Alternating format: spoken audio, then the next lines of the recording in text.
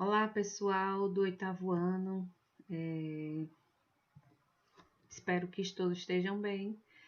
E eu venho fazer essa gravação aqui para vocês da nossa aula, dando início, né, a mais uma etapa. Então, o que eu peço a vocês, e espero que todos estejam bem. Estou com muita saudade de todos, mesmo com as nossas picuinhas, brigas e chamadas de atenção, mas isso é porque cada professor faz seu papel e se preocupa com vocês. E acredito que eu estou dando o meu melhor para todos. Espero que todos estejam bem e peço a vocês também que parem para pensar um pouquinho, porque é uma situação que nunca vivemos em nossa vida estudantil, mesmo eu quando fui estudante, seus pais, seus avós. É um tempo meio complicado que estamos passando, e principalmente na questão da escola, dos estudos, dos nossos colegas, porque todo mundo está na sua casa e não nos podemos nos ver, a não ser nos falarmos pelas mídias digitais, e é isso que eu estou tentando fazer junto com vocês. Peço que se organizem também em questões de horário, para dormir, para comer, se organizarem nessa retomada de aulas, certo? Não está sendo fácil para mim também, porque mudou toda uma rotina que tínhamos antes e hoje estamos trabalhando em casa. Mas peço a vocês que, com muita paciência, empenho, força, fé em Deus, a gente vai conseguir superar. E para que não fiquemos mais distantes ainda, indiferentes com tudo que está acontecendo, eu peço a vocês que estejam mais sensíveis aos que os professores estão propondo para vocês. Eu, de uma maneira, não sei se vai chegar até todo mundo, mas eu vou disponibilizar para vocês 3 ferramentas para que vocês possam acessar tanto os vídeos quanto as minhas atividades. Eu pedi que vocês, antes do término do semestre, que foi adiantado nossa recesso escolar, pedi que muitos baixassem o Google Classroom, que é uma ferramenta em que eu posso ver vocês de mais próximo, com mais organização e que não compromete boa parte do celular, da memória do celular. Então, ele é uma ferramenta que não compromete a memória do celular. Você assiste vídeo, baixa atividades e não compromete tanto a questão da memória do celular. Sei que muitos não têm internet boa ou só dados móveis, e eu, de uma maneira ou outra, eu estou tentando que todos alcancem isso mesmo que seja dessas aulas remotos. Então, a primeira delas foi pelo Zap. Eu não vou acabar com o grupo do Zap da gente, porque eu vou continuar falando com vocês e dizendo, ó, gente, postei lá, tem atividade, tem desafio, tá? Então, eu vou tentar dinamizar um pouquinho isso e peço que vocês participem, se sensibilizem com o que todos os professores estão fazendo para vocês, certo? Porque aí eu dei a disponibilidade do Zap, né, que eu falei, foi uma das ferramentas que a gente está usando, e ela está com a nova ferramenta que a gente pode fazer uma aula online, ao vivo, tá? Estou vendo como é que funciona direitinho para poder a gente se encontrar mesmo online. Pode ser que seja algum desafio que eu venha propor a vocês. Segunda ferramenta é o Google Classroom, que eu pedi que todos baixassem o aplicativo e que vocês tentassem adicionar a sala, porque lá está mais organizado. Para mim e para vocês, eu tenho uma forma de organização melhor, porque eu estou com 2 escolas, e aí facilita para mim. E a terceira ferramenta é que eu criei um canal no YouTube, e esse mesmo vídeo eu vou estar postando lá. Caso você não consiga abrir nem pelo Zap, baixar, eu estou mandando o link, vou mandar um link, tá? Para você poder assistir no YouTube, que muitos dados móveis tem para abrir tem uma quantidade de mega para abrir o vídeo, o zap, etc. Então, estou tentando facilitar também para vocês, certo? E aí, na nossa aula de volta depois do recesso antecipado, eu vou continuar com vocês os assuntos que nós estávamos estudando em sala, porém eu vou fazer uma revisão, certo?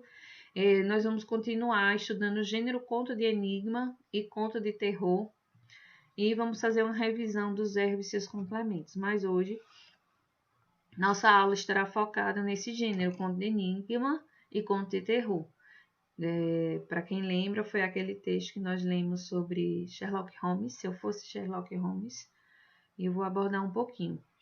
Então, eu peço a vocês que se organizem, tá? Então, dando continuidade aí,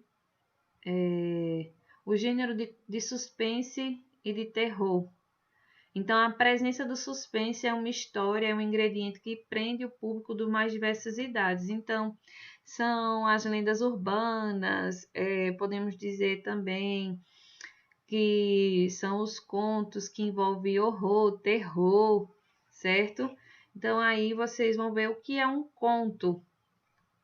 Um conto é uma narrativa curta, então todos eles são um tipo de conto. São narrativas curtas, ou pode ser também em livros mais longas. Escrita em prosa, quer dizer que em parágrafos, diferente da poesia, tá? Ela também é fictícia ou ficcional, certo? Não é um caso verídico, não, é um caso irreal, tá? Tem poucos personagens na trama da história, poucos ambientes, ele descreve o ambiente, né? Então, além de narrar o fato, ele descreve o ambiente, então está usando elementos narrativos e elementos descritivos. Então, essas características são comuns a contos de todos os estilos. Não são necessariamente o que qualifica como um conto de suspense, mistério ou terror. A gente vai ver a diferençazinha aí, tá? Então, continuando, o que é um mistério? Então, para você, o que é um mistério? Desvendar um mistério, né? Então, desvendar esse mistério é algo que é secreto, oculto, não repartido, contra os segredos, tudo que tem causa oculta, desconhecida, ininteligível, inexplicável. Então, essa palavrinha aí, ininteligível, é aquilo que não podemos entender. É o que acontece que não se explica no humano, né? É um mistério.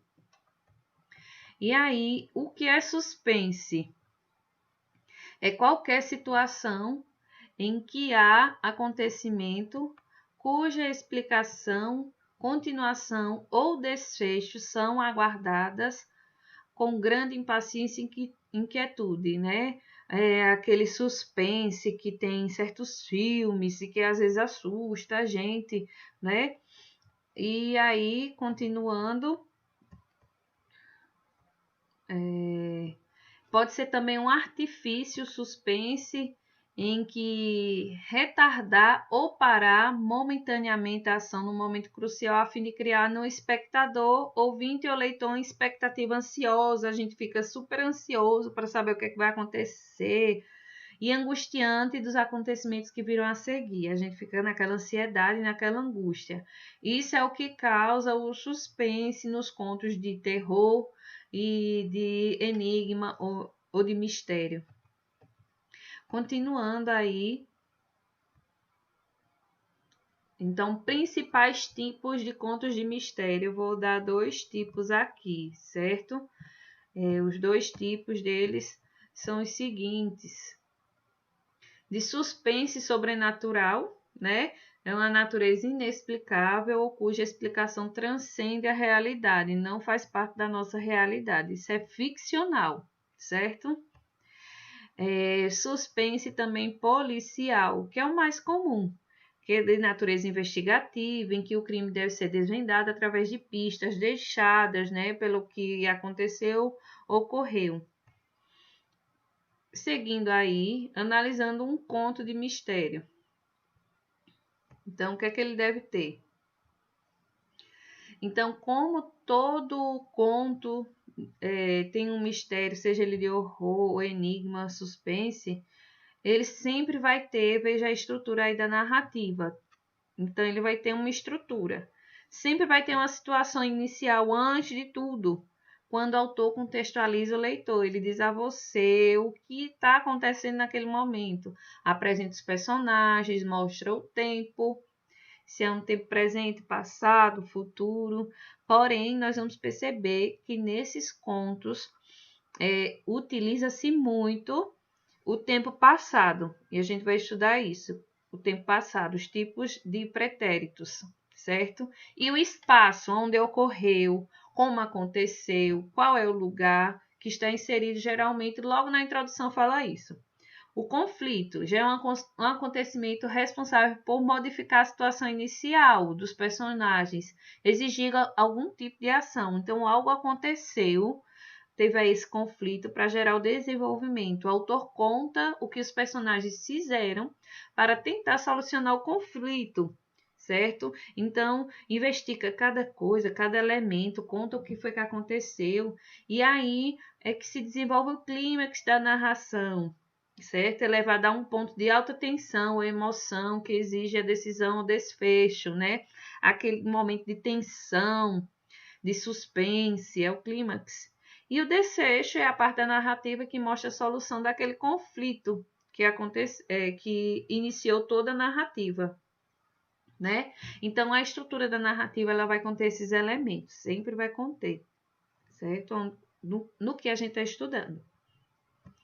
Seguindo aí, a gente tem o foco narrativo. Isso é uma questão muito importante e eu quero que vocês se atentem a isso. O foco narrativo ele pode ser em terceira pessoa. Então, os elementos que a gente pode encontrar em terceira pessoa são os verbos, os pronomes. Eles fizeram, eles tramaram, certo? Então, nele o narrador não participa ativamente dos fatos relatados. Nessa condição, podemos afirmar que a narrativa assume um caráter mais objetivo, tendo em vista que ele permanece do lado de fora, observando todos os acontecimentos, certo? Então, ele pode ser de duas formas, e a gente já viu isso aí em sala de aula, que foi o narrador onisciente, é o tipo de narrador que conhece toda a história, até mesmo o pensamento dos personagens, certo? É um narrador que, ao mesmo tempo, observa e conhece os personagens. Então, é aquele narrador chamado narrador onisciente. Já o narrador observador, ele não conhece toda a história, ele só observa de fora, sabe tudo aquilo que aconteceu. Ele limita-se somente a narrar os fatos à medida que eles acontecem. Assim sendo, o narrador se abstém de qualquer intervenção, ou seja, não é concedida a ele nenhuma atitude, porventura, que possa adiantar o que ocorrerá. Então, esse narrador observador, ele vê os acontecimentos de fora. Já o onisciente, ele conhece profundamente todos os personagens e os pensamentos do personagem. Por isso que ele é chamado onisciente. Seguindo aí, se o foco narrativo, e aí o foco narrativo for observador onisciente, sempre teremos verbos, pronomes na terceira pessoa. Se ele for um foco narrativo de primeira pessoa, ele se chama de narrador personagem. Ele participa de todas aquelas aventuras, suspense, terror. Então, nessa modalidade, como o próprio nome nos indica, o narrador se torna também um personagem, assumindo a condição de narrador protagonista ou narrador coadjuvante.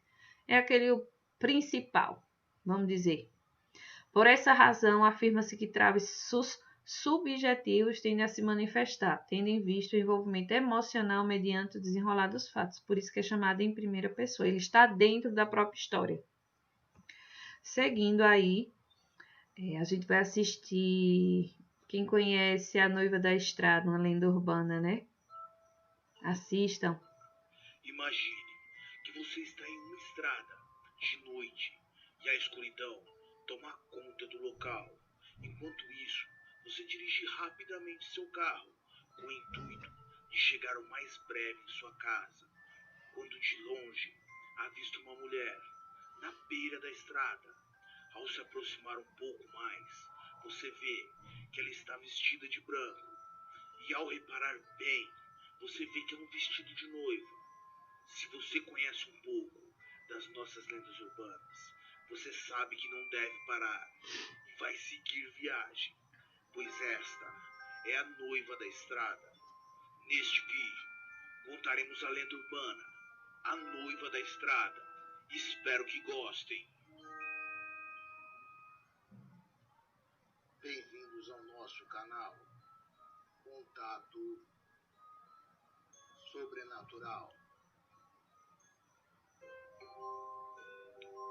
Catherine era uma linda jovem que cursava a faculdade e tinha uma vida absolutamente normal, como a de muitas pessoas. Ela trabalhava e estudava e ainda tinha tempo para se dedicar ao seu namorado. Quando estava terminando o último ano de sua faculdade, ela decidiu ficar noiva e marcar o casamento para o ano seguinte. O semestre terminou e Catherine agora se dedicava somente ao trabalho e aos preparativos para o tão esperado dia de seu casamento. Faltavam apenas alguns meses para ela realizar o maior sonho de sua vida, que era se casar. Catherine tirou um dia de folga no serviço, pois precisava ver os últimos detalhes da cerimônia. Ela passou na casa de suas amigas, que a acompanhariam numa última prova que ela faria no vestido de noivo. A casa da costureira ficava em outra cidade, não muito próximo de onde ela morava, e por esse motivo ela decidiu levar suas amigas para ajudar a escolher o modelo, e depois passariam pelo shopping para ver um filme antes de irem para casa. As amigas saíram com ela, muito contentes. Catherine colocou sua música preferida no som do carro e foi à casa da costureira. Ao entrar na cidade, foram direto para a casa da costureira, onde ela experimentou os modelos. Ela escolheu o modelo que queria e, para que ficasse perfeito em seu corpo, precisava de alguns ajustes que seriam feitos dentro de alguns dias. Elas saíram todas felizes do local e foram até o cinema assistir um filme que já estava em cartaz há algum tempo, e depois resolveram passar em uma lanchonete para comer alguma coisa, já que era tarde e elas precisavam ir embora. Mas as moças demoraram mais do que previsto, e naquela mesma noite, no caminho de volta para a casa de Catherine, ao fazer uma curva, ela deu de frente com um caminhão que deixou seu carro completamente destruído. Na hora da colisão, com um choque, sua amiga, que estava no banco da frente, sem cinto, foi arremessada para longe do carro. Logo depois, cerca de uns 5 minutos do acidente, chegou o resgate para socorrer as amigas, e Catherine é levada para o hospital em estado gravíssimo, mas infelizmente ela não sobrevive ao impacto e acaba falecendo naquela mesma noite. Demorou cerca de 2 dias para que os familiares da moça pudessem identificar seu corpo, de tão desfigurado que ele ficou. No velório, mesmo com um caixão lacrado, os familiares da moça resolveram enterrá-la com o vestido de noiva que ela havia escolhido, que aliás foi sempre o seu maior sonho, e agora o motivo de sua morte. Apenas uma foto da moça foi exposta na tampa do caixão, para que os amigos e parentes pudessem dar seu último adeus. Porém, por ser uma morte tão brusca, Catherine não tinha se dado conta de que já não pertencia mais a esse mundo, e se viu com seu vestido branco, todo manchado de sangue, na beira da estrada, perdida e sozinha. Algumas pessoas que têm uma sensibilidade um pouco mais aguçada podem ver, na calada da noite, naquele exato trecho da pista onde a noiva faleceu, uma mulher vestida com um lindo vestido de noiva, coberto de sangue, toda machucada e com um olhar sombrio, pedindo carona. E por incrível que pareça, sempre existem alguns homens que param na estrada para conversar com a moça, e estes nunca mais são vistos. Portanto, tomem muito cuidado quando alguém te pedir carona na estrada, principalmente quando você estiver sozinho, em especial se for uma mulher vestida de branco, pois pode ser que você nunca mais seja visto. Agora, se você resolver parar, é por sua conta e risco. Então, gente, essa lenda urbana pode ser um conto de horror e ela é muito conhecida, né? Então, vamos ver aí algumas características sobre esse conto de terror. Então, objetivos do conto de horror é despertar no leitor as sensações de medo, de horror. Para atingir esse objetivo, algumas narrativas apresentam elementos sobrenaturais. Então, esse vídeo que eu mostrei a vocês, ele apresenta alguns elementos sobrenaturais que vistos, né? Dessa lenda de uma noiva na estrada.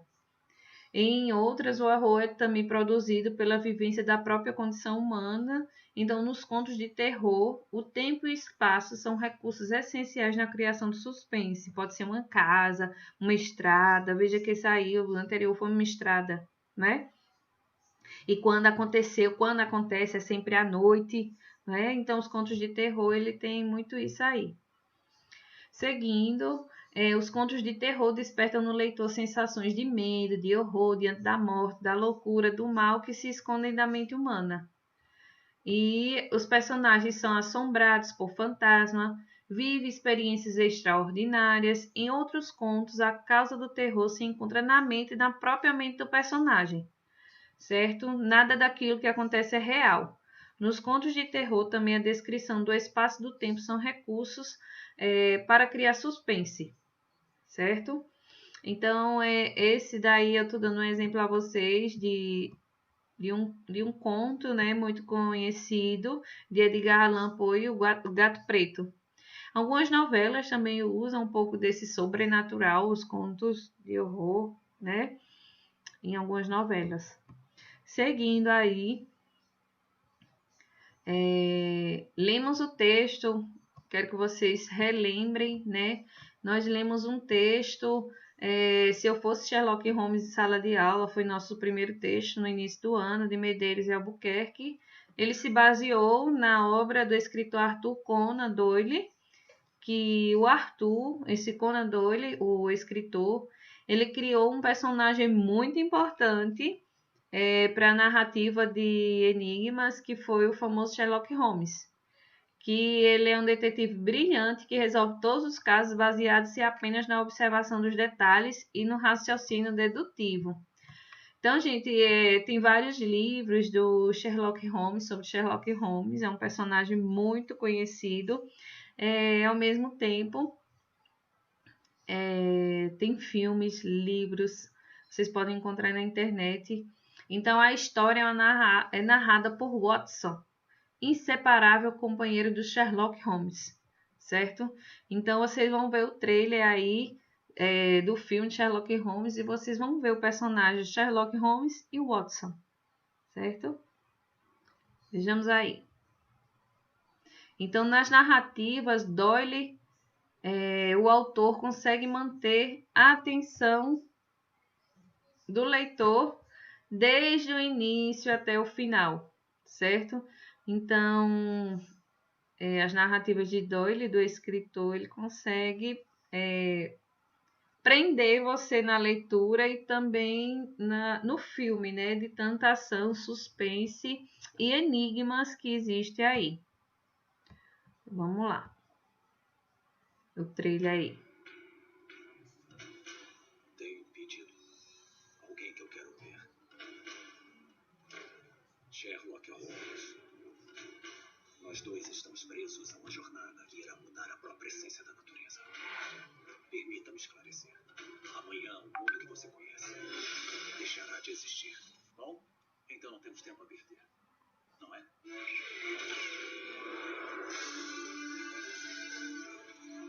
Faz uma diferença considerável para mim ter alguém ao meu lado em quem posso confiar totalmente.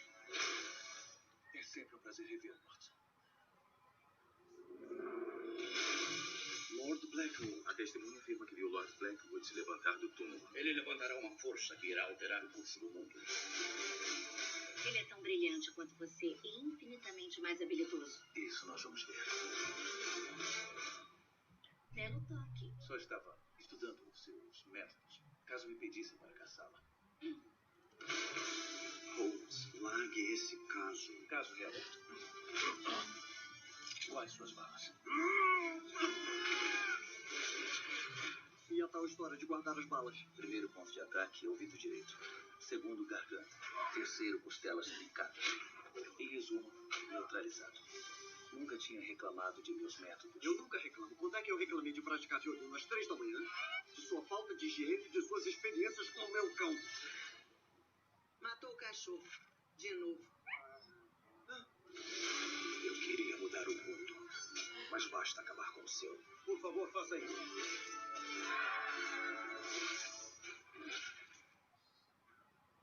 Tire isso da minha cara. Não está na sua cara, está na minha mão. Tire o que está na sua mão da minha cara. Ai, estão flertando assim há horas.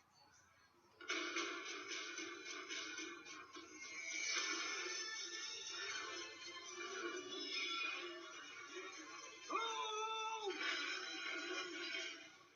Estamos em apuros.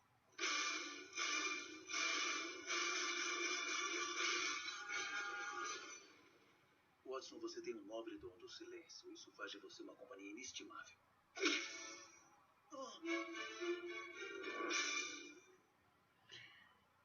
Então, gente, esse é o filme, acho, mais novo de Sherlock Holmes. É interessante, tem mistério, tem sobrenatural, tem enigma, e entre outras coisas. E quem quiser assistir, acho que tem na internet, no YouTube, tá?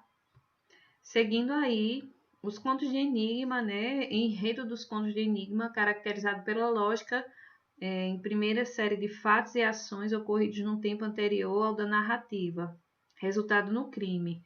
Então, a lógica, a primeira série, ocorre o crime, né? Antes de tudo, para se desenrolar até a última cena, que é a do crime, né? Então, a execução do crime produz vários vestígios, a análise dos fatos anteriores ao crime e dos vestígios leva à solução do enigma. E o autor deve planejar o enredo de modo que haja não só um motivo para o crime, em meio a executá-lo, mas também pistas que o detetive, usando um raciocínio lógico, consegue seguir, chegando à solução do mistério, um processo que o leitor também pode seguir, certo? Deduzir o que poderia ter acontecido ou não. Então, isso leva ao enigma. Seguindo, o enredo é baseado na lógica, de modo que haja um motivo para o crime, um meio de executá-lo e pistas que permitam ao detetive desvendá-lo. O autor apresenta evidências necessárias à elucidação do mistério e as pistas falsas que enganam alguns personagens e leitores, mas não o detetive. Seguindo aí, eu vou lançar um desafio para vocês. É algo bem simples. Vocês devem pesquisar sobre o autor de Sherlock Holmes, Arthur Conan Doyle, e deve fazer um áudio ou um vídeo minuto, tá? Ou um áudio que pode ser chamado também um podcast, explicando. Veja o que deve conter nesse áudio ou vídeo. Ou você faz um, ou você faz o outro. Então, você deve ter nesse áudio ou vídeo dizendo quais são as principais informações sobre a vida pessoal e profissional do autor, do Arthur Conan Doyle. Arthur Conan Doyle foi ele quem criou o personagem Sherlock Holmes, certo? Então, o personagem Sherlock Holmes ele é ficcional. E o autor Arthur Conan Doyle, vocês vão pesquisar sobre ele, sobre a sua vida pessoal e profissional do autor, certo? seguindo aí, quais são suas principais obras? Você deve apresentar pelo menos 2 obras do autor, ele tem diversas, certo? Deve pesquisar as principais características do personagem Sherlock Holmes, certo? Por que esse personagem fez tanto sucesso e até hoje faz. Parece que é um personagem que nunca morre. O autor vai morrer, mas o personagem vai continuar. E o quarto é: quais são as curiosidades sobre o conto de Enigma? Quais são as curiosidades, principais curiosidades? Então, nesse áudio ou no vídeo, minuto, que vocês devem produzir, é um desafio que valerá ponto, tá certo, gente? Todas as atividades que vocês estão realizando ou fazendo, tá valendo ponto, certo? Eu tô juntando como atividades de primeira e segunda nota, porque a terceira nota a gente só vai resolver quando nós voltarmos, certo? Então, vocês devem, é um desafio que eu lanço para vocês valendo uma pontuação, não vou revelar a pontuação agora. E eu vou marcar o dia e o horário que vocês devem estar postando, certo? Então, o dia que vocês devem postar esse áudio ou vídeo deve ser na segunda-feira, a partir das 2 horas da tarde.